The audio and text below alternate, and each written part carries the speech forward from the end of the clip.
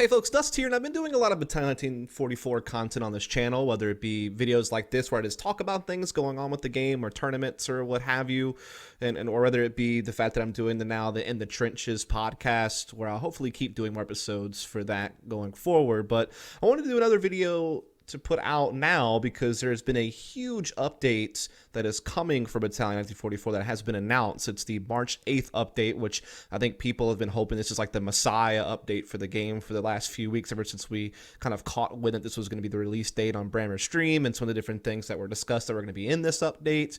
And this is a pretty hefty update when we've seen the announcement already come out over on Steam and it's already been tweeted out. And while it hasn't been released at the time of releasing this video, that was really bad. You know, I did want to talk about the changes and just give some initial reactions. Obviously, don't know how these things are going to play out or what they're going to mean until we see them in game and actually get to test them out. But just want to give you some thoughts on just reading the notes and, you know, where this game is headed. And again, these are just initial reactions, so take these with a grain of salt. I hope to maybe, after this update has been out for a little while, maybe try to do another episode of In the Trenches, hopefully with Lex and Davey again, or if they can't, maybe some other guests to really talk about the gameplay changes in a big way. But for now, just some initial thoughts. So without further ado, let's take a look at them. So we're going to go ahead and actually bring up the update here, as you can see on screen. And first off, just to kick things off, we get some war chests. You know, that's really the key here, isn't it? You know, that's really the meat of this update, is the fact that, you know, if we've been around the first month of early access, we're getting the 5 war chests. You know, I've been casting a bunch of tournaments. These teams are winning some war chests. Maybe hook up your boy, you know, casting these tournaments with some more war chests. I'm just saying. I'm just messing. But anyway, yeah, we get some chests, and they had a nice little letter here for you to read, but we're not going to get into that. You guys can read that on your own time. Here's one of the big things, that they're making temporary changes to War Tide. They're going to retire the original system. They're going to be bringing a new system, War Tide 2, which uses a form of currency. And basically, we have been getting told this for a while. We've heard hints about this for a while, and apparently that still is being built. And so right now, just for now, they want to make a temporary change because making a comeback is extremely difficult, right? That's kind of the key phrase there. And I think they just wanted some type of temporary quick fix solution for this, you know, need for a comeback mechanic by basically riddling the economy system almost entirely away, except for, you know, 2 classes. They also did get rid of the grenade pool, I think was another big thing to talk about here. And I think it's important to stress that this was a temporary measure, but this will certainly impact gameplay going forward for the different tournaments going on and just how the game's going to work until that new, entirely revamped, completed War Tide 2 is released. And so basically what it means is that, for one, all the cards are unlimited except for, of course, the Pathfinder card, which is going to be 3 cards per team, and same with Marksman. So those are still going to have like physical cards in game and still be a card economy, so to speak, but everything else is unlimited. And they've now tied some utility with classes rather than having a pool. So for instance, the Rifleman now gets 1 smoke, just like the Operator card did. So that's going to be a little bit different. And then obviously Heavy always had an HE grenade, so that's basically the same. Pathfinder never had nade, so that's the same.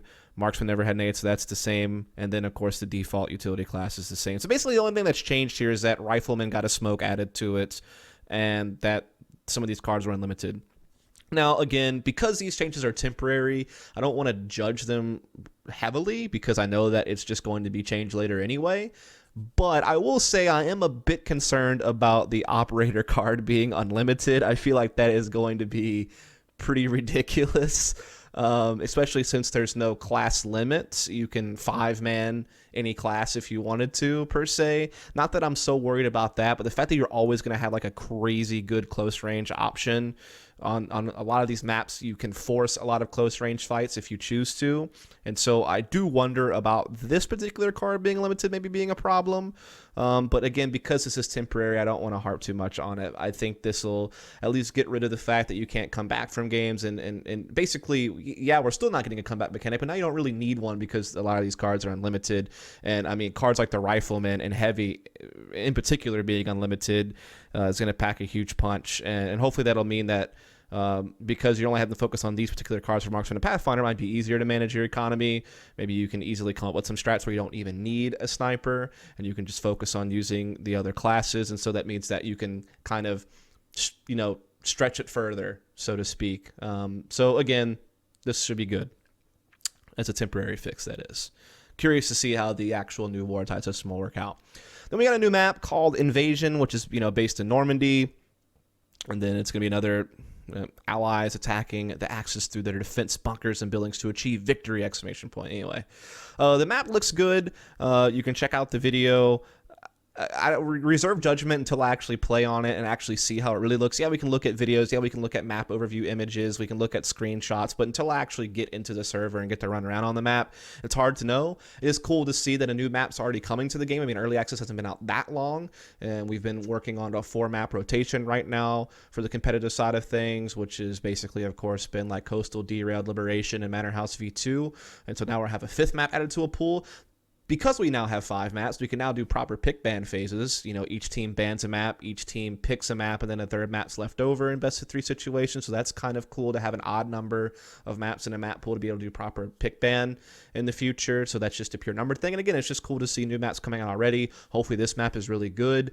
I think already I've been really happy with Liberation and Coastal. I kind of think that Derailed needs some work, but other than that, I've been happy with most of the maps. I think Manor V2 got a big update, which we're going to see in a second.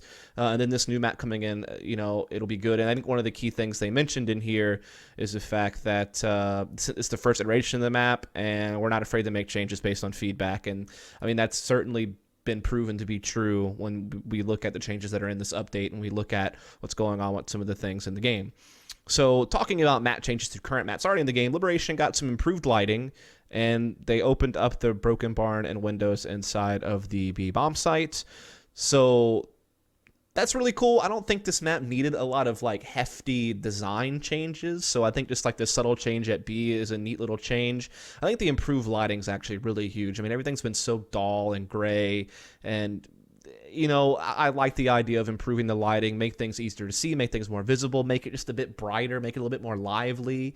I really enjoy that idea. And we also are going to see this lighting change to Manor V2 to make it just brighter and more full and just more vibrant. And just, I don't know, I think that provides for something a little bit more a little bit more feel good. I don't know if that's even an expression, but I like the lighting changes, and I like the fact that Invasion is going to be another brighter map. So I like that. That's what I really liked about Coastal a lot, was just the color scheme and it being brighter and not dull and gray. And so I actually really like that approach. I think it makes for a better looking game, which means for a better looking spectator experience. Obviously, that's what I care about, since I'm, trying to do content and try to do commentary for this game. That does matter a lot to me, so I'm really happy about that. And now we will move on to Manor House V2. Huge list of changes here. I'm not going to read them all off. I think the biggest is changes to the A-bomb site, A side of the map. A lot of the B stuff is somewhat similar, it seems like. But huge changes over to A. And I'll actually scroll down just because this is the map overview for the new Manor House V2. I guess the biggest thing is, as you can see, this used to just go into the A-bomb site. Now it doesn't. Now, the plain street gets funneled into A barn. So basically, if you're trying to attack A bomb site, you have to come through this barn to attack. You can still come through long, so you can do long barn splits, I guess is kind of the thought process here. It's basically 2 main routes in. But then also, if you get control of this area and push out to Axis side middle, you can also push through trenches, so you can add a 3rd route, I guess you could say, to your A attacks. So I think a lot of the changes are mostly going to be focused on the fact that this plain street no longer spills into A, and kind of how they change up the A barn and change up some of this particular area of the map I'm circling with my cursor here is the biggest stuff that's happened. There has been some changes to B as well, but again, I think the major ones are going to be here. And again, while there are some images and stuff of it, I feel like we are just going to have to play it a little bit more and see it. Battery got some changes as well. I think this is more for casual TDM, CTF, domination stuff. I don't know if this will ever actually turn into a Wartide map. I didn't really read too much into it, but I know it hasn't been in the competitive map pool yet. I don't know if it's a goal to eventually get it in. Personally, I like it for the arcade mode, the smaller game types. But as far as like a Wartide map, I'm not sure how I feel about it in that regard. I haven't put too much thought into Battery, to be honest, so I'll just kind of leave it at that. But I guess the point is to wrap up this talk about map changes. Great to see a new map added already. I like the changes to Liberation. I don't think there needed to be a change to this map. I think it's pretty much fine the way it is. So just making small tweaks and improving the lighting, I think, is fantastic. I think these changes to Manor House V2 sound like they're going to be good. I really did think that the old Manor V2, when you had Plain Street into A, Long into A, Secret to Long into A, I just felt like there was way too much going on there. And I like that it's being a little bit more simplified, a little bit more crisp, so to speak, over on the A side of the map. And I think that the lighting changes as well will benefit this, and so really happy about what I'm seeing as far as maps go for this game. So huge check mark to that, and again, with the Wartide thing, that's temporary, so I'm not going to put too much weight behind it. Gameplay changes. So Thompson and MP40, universal nerf basically for this gun. There was a slight buff in like it taking one less bullet to kill someone from like a super far range. So it means it's a little bit more effective at range than it was before. Not sure if that's going to make a drastic difference to the gun. I think most people will be fine with that. 2-shot kill range is now significantly shorter. So that means you still can kill with 2 bullets with the SMG, but you have to be a lot closer. And once you get further away, you're not going to have that 2-bullet kill anymore. I don't know if this is enough of a nerf to the SMG or not. I think we'll just have to find out in due time. I think the other big strength about SMGs was its mobility, and it was exaggerated because of some of the Peeker's Advantage stuff, which we'll talk about a little bit later in this video. So we'll just have to see how this plays out. I mean, at least they're accepting the fact that it was a little bit too powerful, and they are giving it a slight nerf on its 2-shot range. And then again, because of the Peeker's Advantage stuff coming later, that may play into how effective it is as well in close quarter situations when you're jumping on someone. So we'll have to see how they combine, but I like the fact that they're at least addressing it. They're trying out something new. They're going to test some new values, see how that goes, and it's just proving that they're willing to make changes. I mean, they're already wiping the original Wartide system, and now they're making changes to guns. I mean, it wasn't that long ago that they, buffed the STG and the bar. Some people still think the bar needs a little bit more love, and I do too. I think the STG is in a pretty good place, but I think the bar could use still a little bit more love. I think it's not even about damage per se. I think it's more about just how clunky it feels to the draw speed for ADS on it. I think needs some looking at. I feel like that's the big thing for me with the bar. But again, it's cool that we're seeing a lot of major gameplay tweaks to this game in a pretty rapid pace, and I like that a lot. Then there's some XP reward changes here for like wins and draws and losses and playing unranked and arcade and stuff like that to try to get your profile rank up, I guess, a little bit faster. I think this will get people up to that level 10 rank quicker to get into competitive faster. As apparently it's now 4 times the original XP that you were getting before. Not really going to talk about that too much. It's whatever. I think that's good to help get people to level quicker, to be able to compete faster in competitive mode, and also to get them damn war chest. Let's be real. Get them faster now. There you go. All right, so moving on, here was the big one. Reduce the effective Peeker's Advantage of high ping players in particular by improving interpolation netcode, and then just different things that will hopefully help fix this Peeker's Advantage situation that people have been talking about. Well, there was a couple of YouTube videos that came out. So I think that is going to be huge. I think, we talked about this a lot on the first episode of In the Trenches with Davey and Lex, that, the power of SMGs and the power of jumping on people or jump peeking people or whatever was really exaggerated by this whole netcode Peeker's Advantage thing. And I think with this improved, now at least someone holding an angle on someone that they know is going to jump, at least they're going to see each other more at the same time. Because before, it's like you had the Peeker's Advantage already because you're just jumping on someone. I feel like most FPS inherently have Peeker's Advantage for things like that. But, and because movement accuracy is still really good with most guns, pretty much all of them really, even horizontal being really, really good. But now at least the guy holding an angle isn't going to have that already going against them. And then on top of that, also seeing their opponent maybe a second or so later than the opponent sees them, which means their opponent's already getting a couple of bullets off before they even get to see them on their screen. And I think that'll be huge. I think this will really tell us where we're at balance-wise as far as jump peeking versus holding an angle, and how that battle really plays out when it's more equal footing on when you see each other and on the Peeker's Advantage thing. I would like to see how that plays out before I make any more comments about what I think about jump peeking or what I think about horizontal jumping accuracy. we'll just have to kind of tell in due time. I do think it's rather strange that anytime I say anything about this, people just automatically assume he wants it just like Counter-Strike. This isn't Counter-Strike. No, it's not the case at all. Like, you have to understand, and a lot of Call of Duty 2 people are saying some of the same things that I am. The people like that played Call of 2 that didn't have sprint even in the game, right? And it was more about different lean peaks and jiggle peaks and things like that. So it's not just a CS mentality. It's also kind of from what I can tell, even though I wasn't like really ingrained in Call of Duty 2, a lot of Call of Duty people are kind of saying similar things. So just putting that out there.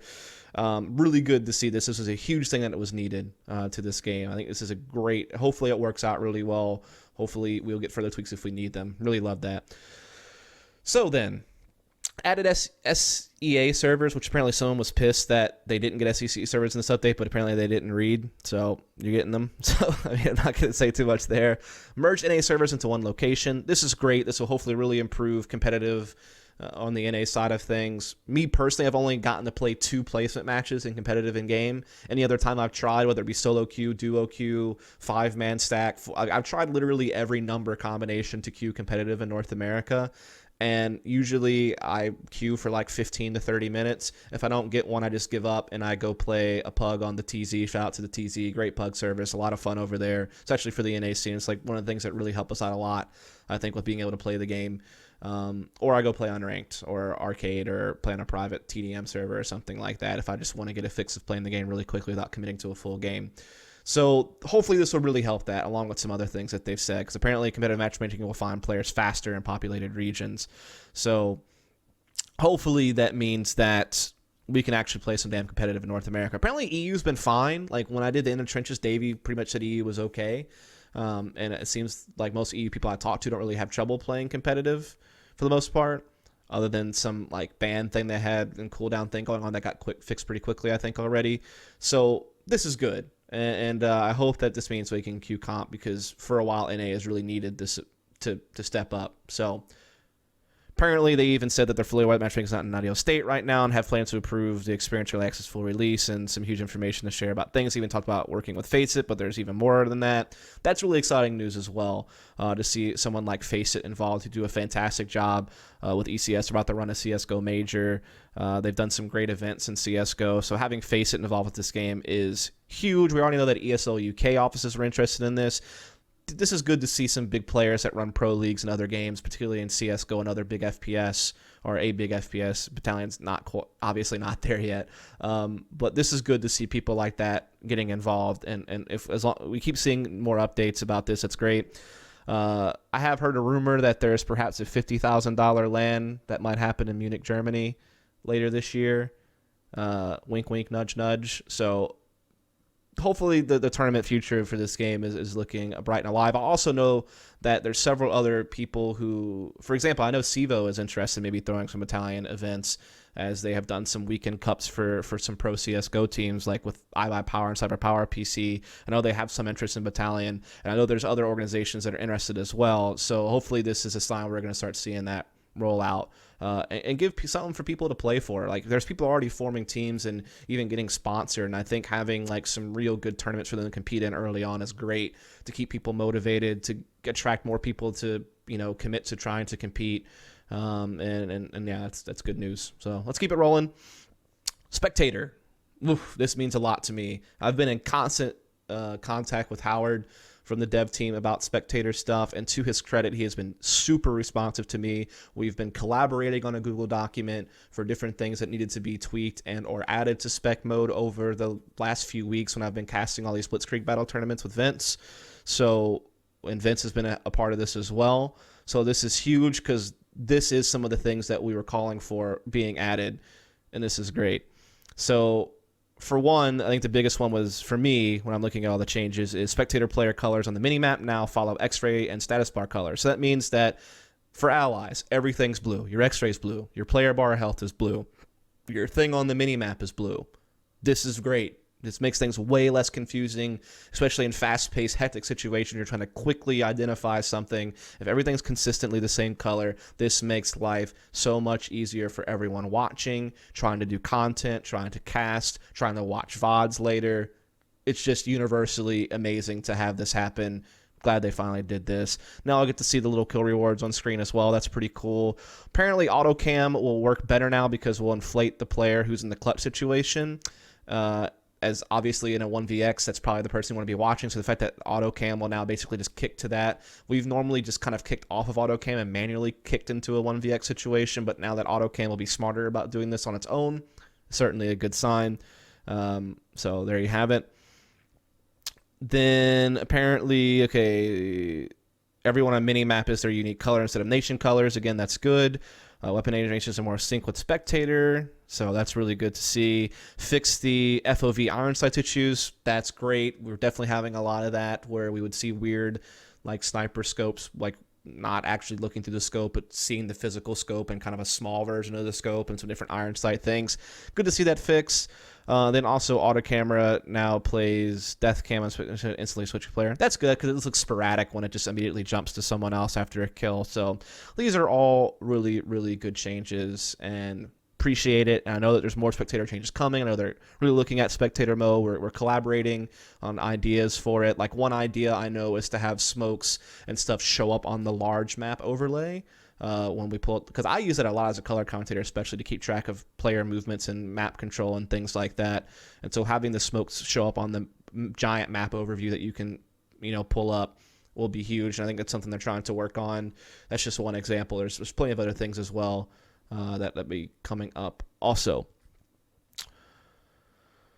To finish up some stuff, some of the big miscellaneous additions. The only one that I really cared about too much was just being able to adjust minimap zoom levels great and then improve VoIP stability, because I feel like VoIP still needs a lot of work in this game to actually work better, hear people more clearly, especially when you're playing competitive ranked mode. You really need voice to work really well. So the fact that we're seeing improved VoIP stability is going to be pretty huge. It's probably the biggest one on there, as well as brightness and gamma settings. That's great too to get those colors right and make things more visible. Then there is a bunch of fixes here.